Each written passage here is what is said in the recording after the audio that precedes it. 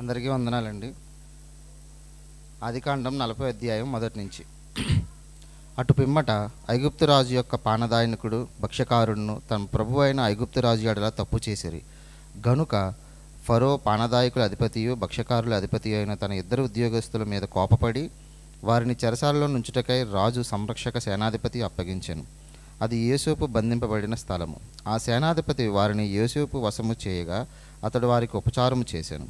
వారు కొన్ని దినములు కావలిలో నుండిన తరువాత వారిద్దరూ అనగా చెరసాలలో బంధింపబడిన ఐగుప్తు రాజు యొక్క పానదాయకుడును భక్ష్యకారుడును ఒక్కటే రాత్రి యందు కలలు కనిరి. ఒక్కొక్కడు వేరువేరు భావముల కలకనెను. తెల్లవారినప్పుడు యోసేపు వారి యొద్దకు వచ్చి వారిని చూడగా వారు చింతాక్రాంతులై ఉండిరి. అతడు ఎందుచేత నేడు మీ ముఖములు చిన్నబోయి ఉన్నవని తన యజమాని ఇంట తనతో కావలి ఉన్న ఫరో ఉద్యోగస్తులను అడిగాను. అందుకు వారు, మేము కలలు కంటిమి, వాటిని భావము చెప్పగలవారెవరో లేరని తనతో ననగా, యోసేపు వారిని చూచి, భావములు చెప్పుట దేవుని ఆధీనమే కదా, మీరు దయచేసి ఆ కళను నాకు వివరించి చెప్పండి. అప్పుడు పానదాయకుల అధిపతియు యోసేపుని చూసి, నా కళ్ళలో ఒక ద్రాక్షవల్లి నా ఎదుట ఉండెను. ఆ ద్రాక్షవల్లికి 3 తీగలు ఉండెను. అది చిగురించినట్లు ఉండెను. దాని పువ్వులు వికసించెను. దాని గెలలు పండి ద్రాక్షఫలములాయెను. మరియు ఫరో గిన్నె నా చేతిలో ఉండెను. ఆ ద్రాక్షఫలములు నేను పట్టుకొని ఫరో గిన్నెలో వాటిని పిండి చేసి ఆ గిన్నె ఫరో చేతికిచ్చితనని తన కలలో అతన్ని వివరించి చెప్పాను. అప్పుడు యోసేపు, దాని భావం ఇదే, ఆ 3 తీగలు 3 దినములు, ఇంకా 3 దినములలో ఫరో నీ తలను పైకెత్తి నీ ఉద్యోగమును నీకు మరలా ఇప్పించాను. నీవు అతనిని పానదానకుడైన ఉన్న వాటి మర్యాద చొప్పున ఫరో గిన్నె నీవు చేతికి అప్పగించెదవు.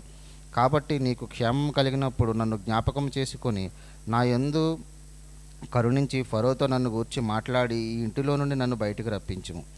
ఏలయనగా నేను హెబ్రీయుల దేశంలో నుండి దొంగిలింపబడితిని, అది నిశ్చయము. మరియు ఈ చెరసాలలో నన్ను వేయుటకు ఇక్కడనే సహాయమేమీ చెయ్యలేదని అతనితో చెప్పాను.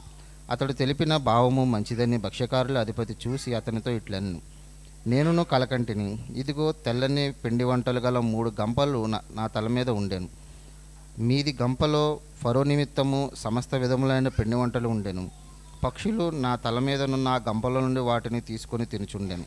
అందుకు యోసేపు, దీని భావమిదే, ఆ 3 గంపలు 3 దినములు, ఇంకా 3 దినములలో ఫరో నీ మీద నుండి నీ తలను పైకెత్తి మ్రాను మీద నిన్ను వేలాడదీయును. అప్పుడు పక్షులు నీ మీద నుండి నీ మాంసమును తినివేను ఉత్తరమిచ్చాను. 3వ దినము జరిగినదేమనగా, ఆ దినము ఫరో జన్మదినము గనుక అతడు తన సేవకులందరికీ విందు చేయించి వారి నడుమ పానదాయకుల అధిపతి తలను భక్ష్యకారుల అధిపతి తలను పైకెత్తి పానదాయకుల అధిపతి ఉద్యోగములు మరలా అతనికి ఇచ్చాను. గనుక అతడు ఫరో చేతికి గిన్నెనిచ్చాను. మరియు యోసేపు దాన్ని తెలిపిన భావం చొప్పున భక్ష్యకారుల అధిపతి వేలాడదీచుండెను.